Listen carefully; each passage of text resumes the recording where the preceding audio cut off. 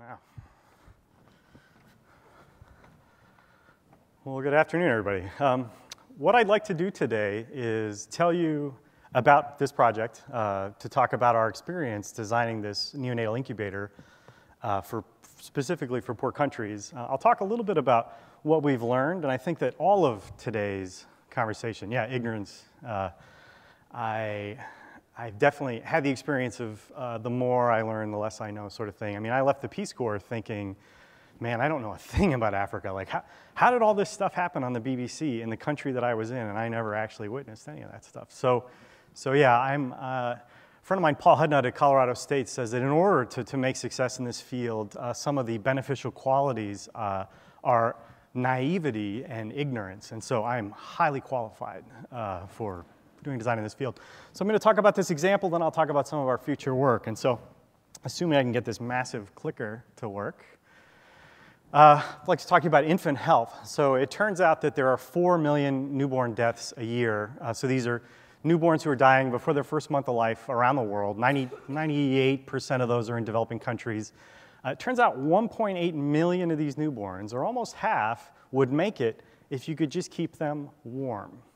So the challenge is, in developing countries, a lot of mothers don't get great nutrition, often work up until the point that they deliver the baby. So prematurity, so being born before the due date, and low birth weight, not having a lot of body fat at delivery, are common problems. So the issue there for a newborn who's either premature or low birth weight or both is that they don't have the insulation reserves, so that calories that they're consuming, rather than making them larger and more healthy, are actually going towards just maintaining their body temperature. So what we need to do is give these newborns just a temperature-controlled, sort of stable environment in which to go stronger. And I think that this is a great example for this talk, because this is not an engineering problem. I mean, keeping a box warm is not flying to Mars, this kind of thing. So this is an example of an infant incubator. This is a Japanese atom incubator. This was donated from probably a hospital in Japan that was upgrading to new equipment, so they donated this to a hospital in Nepal. This is what we'd love to give to children all over the world. Another press on the monster clicker. And unfortunately, this is what they get. So just from a sound-wise, I'd like to ask you what you see in this picture. So we're all designers, right? What do you see? What are you going to fix? And if you could just kind of yell your comments, and then I'll repeat them for the audience since we don't have another mic. So does anybody want to take a stab and say, what's in this picture? What do you want to fix, given what we know about the problem? These kids need to be kept warm. Excuse me? Say that. Right, so one of the things is extend this box so you can control the body temperature. So what this box is actually doing is nothing to do with thermoregulation. This is providing oxygen to these kids, supplemental oxygen. Now, Stevie Wonder is blind because he had too much oxygen in his incubator as a child. There's this retinopathy of prematurity. Too much oxygen is dangerous. The way that they're monitoring oxygen with these kids is if they get really pink and start struggling, they turn the oxygen down. And if they turn blue and get kind of listless, they turn the oxygen up. Okay, so that's not great. Not only that, but you get kids growing up with square heads. Other things you'd fix about this problem. Stick up your hand and just say it louder. Yeah? So portability. Okay, so that's not very portable. If I had not told you that there were children in these beds, would you have known, or would you have guessed? Could one of these children be bleeding, vomiting, not breathing? There are actually 18 kids in this ward and 2 nurses. At night, there's 1 nurse. And it's not uncommon in the morning for them to find that 1 or 2 kids have passed away, and they just didn't know. So observation is a big problem. As you start to look at this stuff, they say the dentist goes to the opera and can't enjoy it because the singer's got bad teeth. Once you sort of start thinking like a designer, you sit in a chair and it's like, man, how is it possible to make an uncomfortable chair? It's not like our bodies have changed that much. So looking at this, we see all of these interesting problems to solve. Well, that isn't as good as what most kids get. So this is actually a newborn at a refugee camp on the Thai-Burmese border. The medical group that was trying to work with neonatal maternal health in this camp couldn't get their instruments through customs. But then a couple weeks later, a Dell laptop showed up through FedEx that somebody had ordered. So they're actually recycling the packaging to try to create better insulation for this baby. So this is this is a big issue, warming. How are we going to solve the problem of warming? Well, we need to think about what is the context? Who are we trying to help? So I'm thinking about this rural doctor in Nepal who does everything, you know, from births to registering patient deaths. And so a lot of times what they're getting is, or our approach is to really just do a lot of research. So we'll look at American hospitals and say, well, where money is no object, what is the standard of care? And then in a less wealthy country, what are the adaptations that you have to make in order for this to work? So the kinds of things that we learn are donations are really common. So most incubators overseas are old material that's been donated. So here's a couple incubators, and in the same room, there's another incubator. They're all different models. That's kind of tricky, maybe confusing. Here's another wonderful donated incubator we found in Nepal. It's in French. Nobody speaks French.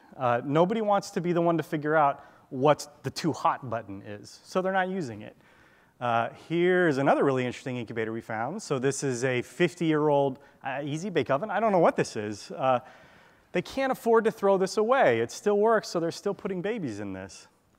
And so as a consequence of all of these donations, unfortunately, donated medical devices are often like donated Ferraris. You know, so for a while they work, it's a blast. And then it's, ooh, spare parts, maintenance, consumables. You know, they don't have the money for any of that, nor do they have the resources. There are all kinds of assumptions that break down when you donate medical equipment. So we find every hospital in the developing world has these graveyards of broken medical equipment where they're just waiting, maybe we'll get another one and we can use this one for spare parts. And so part of the problem is that, so this was the Malabo Hospital. So this is the district hospital in Malabo, Indonesia. This was closest to the site of the earthquake and then the tsunami in 2004. The whole town was destroyed. They rebuilt the hospital. They got 8 brand new incubators donated in 2004. When I visited in 2008, they were all broken. All 8 incubators were broken. It's kind of like, wow, how is that possible? Well, their maintenance technician is a high school student, and those are all of his tools. So medical equipment is not getting fixed. So we started to scratch our heads, well, what does get fixed? What are people, you know, maybe it's an allocation of resources questions. What is getting fixed? Cars get fixed. Pretty much everywhere we went, we found that people keep cars running. So what is that? What's the lesson there for us? And one of our first ahas is, well, what if we made an incubator such that if you know how to fix a car, figuring out how to fix this thing is obvious. So from a design language, when you open it up, it kind of behaves like a car. That was one. In fact, we wanted to carry that further and say, well, what if from the doctor's perspective, it was like a photocopier? I mean, initially when photocopiers came out, if a paper jammed, you know, they'd send the van around and some guy would tinker with tools. And now they're designed so, you know, a monkey can fix most of the most common maintenance issues. Paper jams, changing the paper, reloading the paper, changing the ink. So we were thinking, well, maybe not only can we make it like a car, but from the user perspective, it's like a photocopier. The next big insight, okay, so the joke here is people ask Michelangelo, well, how did you make David? You know, what did you do? Well, I started with a block of granite, and I took away everything that wasn't David. So we thought, you know, there are thousands of parts in a Toyota truck. What if we took away all the parts that aren't an incubator? You know, do you have an incubator left? So that was a question. And then the third big insight, going back to Paul Hudnut at Colorado State, he says that there are 4 C's that you can buy anywhere in the world: coffee, Coke, condoms, and cigarettes. Well, we found that there's actually a 5th C you can buy anywhere in the world: car parts. And so the idea for us is that given that the auto industry has this supply chain that can reach every corner of the globe, maybe there's some way we can partner with them to get spares, whether they're car part spares or medical device spares, out to the people who need them. So that was really exciting. And this is what led to this car parts incubator. And often these things are presented as though they just sort of leapt fully formed. This was a process of a lot of experimentation. So initially, we thought, well, let's make something that really looks, you know, so sort of the Swedish IKEA design language, where it's really going to make people feel comfortable. We were really excited. We took it to the hospital, and they're like, that's garbage. It's like, what are you talking about? They're like, it looks like a toy. You know, I want more Terminator robot and less, you know, sort of IKEA touchy-feely. Turns out when people pay for medical care, I heard a story about somebody who went to Africa and was taking pictures, and she had a little camera and the big camera, and people were like, oh no, take my picture with the big camera. Like, I want a big picture. So it turns out that it's not just about clinical effectiveness, but it's the appearance of clinical effectiveness. Some of the other things that we learned is that, within the realm of car parts, within all of the observations we were making, it's not just that these things aren't working well, but often there are embedded assumptions in design. When my wife and I had our first baby, and I picked him up, I was like, holy cow, it's like my forearm, and the baby's like bum to head height. It's like it's designed to fit there. How strange. How intelligent. Whoops. So with this, we were thinking about, hospitals here have smooth floors and elevators. Is that true in a developing country? No. So they're carrying this stuff up and down the stairs.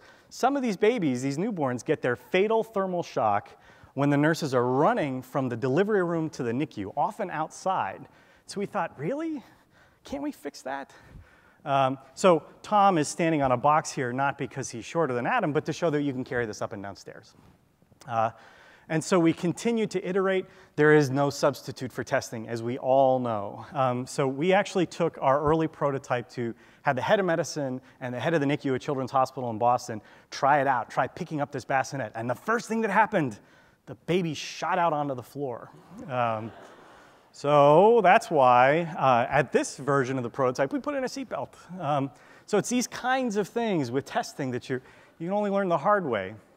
And so sort of this is where we arrive at the product. So some of the general lessons here is that, particularly when we start talking about design for developing countries, there's often this sense of, well, they have nothing, so anything we give them is better than nothing. Not so fast. So here is a nurse with her log sheet here. This is somebody who has maybe 6 years of education, who has the patient to caregiver ratio is all messed up. So it could be like 10 patients per nurse, whereas in American NICU, it's like 2 nurses per patient. So we're going to go in and say, I've got this great new technology that's going to save newborn lives. It takes a little more work on your part, but the results are going to be incredible. Where'd you go?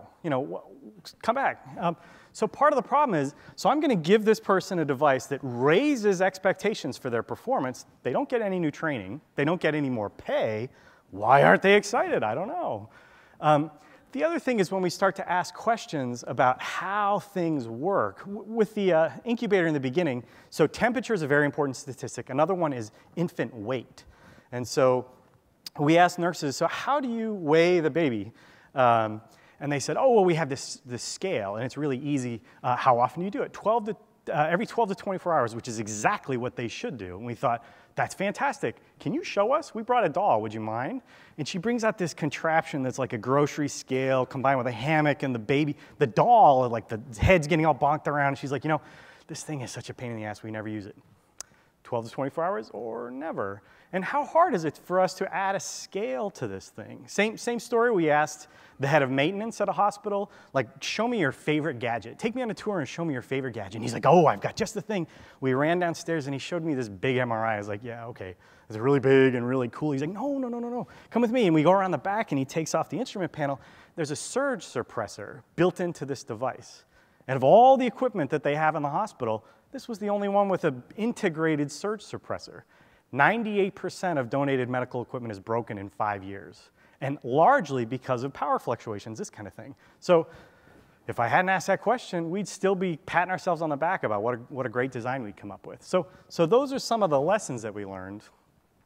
Where are we now? So now we've gone from looking at infant thermal regulation to infant phototherapy. It turns out that 2/3 of newborns around the world have jaundice, some amount of jaundice, and of them, 10% of those kids, or 6% total, will develop brain damage as a result of untreated jaundice. Now, jaundice, the treatment is very, very difficult and very technical. You have to shine blue light on the baby for 24 to 36 hours. This is not an engineering problem. It's visible blue light, not sort of fancy high-tech blue light, but just visible blue light. And so as we start to look at this issue, what we're finding is that it is a design problem. When we talk to some of the nurses about this device, they're like, oh, yeah, the light's very bright and it makes the baby sweat. So what we do is we put a blanket between the baby and the lights. And then they don't sweat so much. It's like, oh, okay.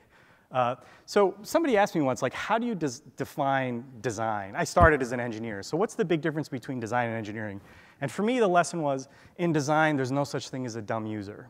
That's not an excuse that we can use. So what we're working on now is the development of an infant phototherapy device that takes into account the context. So all of these different cues we're getting, like, how do you make a product that's hard to use wrong? Hard to use in the wrong way, and how do you make it so that it's easy to get the right response? And obviously, we're asking a lot of questions, and this is sort of what it looks like today. So it's been fantastic to share a little of the work. I hope that some of what we've learned, I think that we're learning all the time, and it's a great job in the sense that I'm always a student, but there are times where it's like, God, my ignorance is bottomless. Every time we hit on something where we think we really nailed it, oftentimes there's this question that comes up. But I just think that that's a fact of life in design. And fortunately, the world is a big enough place and there's enough opportunities that we really can make an enormous difference, particularly in global health and these other fields as designers. So thank you very much.